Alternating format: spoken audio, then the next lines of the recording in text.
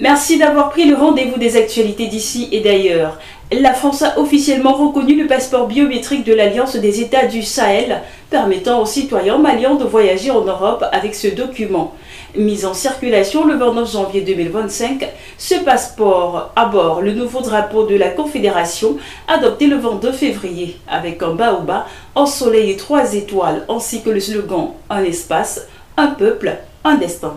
Donald Trump propose la fermeture de 6 ambassades dans les pays africains pour éviter les dépenses. En effet, un mémo interne du département d'État révélé par The New York Times propose la fermeture de 10 ambassades à travers le monde, dont 6 en Afrique. Les représentants concernés se trouvent en République centrafricaine, en Érythrée, en Gambie, au Lesotho, en République du Congo et au Soudan du Sud. Pour chaque pays, les activités diplomatiques seraient transférées à des ambassades américaines situées dans des États voisins. L'Iran a dévoilé des équipements militaires lors d'un défilé vendredi en présence du président de la République, Massoud Pezeshkian. Le président Pezeshkian a salué la puissance militaire nationale.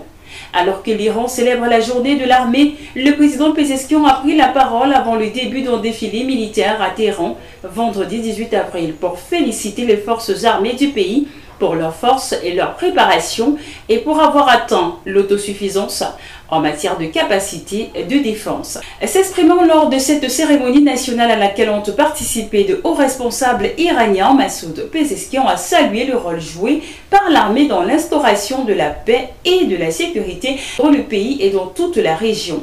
La sécurité et la paix de la société sont subordonnées à la présence d'une armée forte et préparée.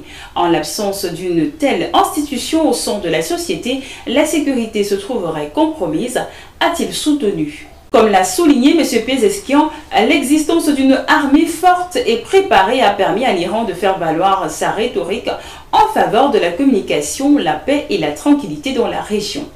Le président iranien a réaffirmé que l'Iran est devenu une puissance incontestée dans la région grâce à l'armée et aux forces de sécurité du pays. Il a également salué le rôle joué par les vaillantes forces armées iraniennes pour déjouer les complots de l'ennemi visant à envahir et à détruire le pays.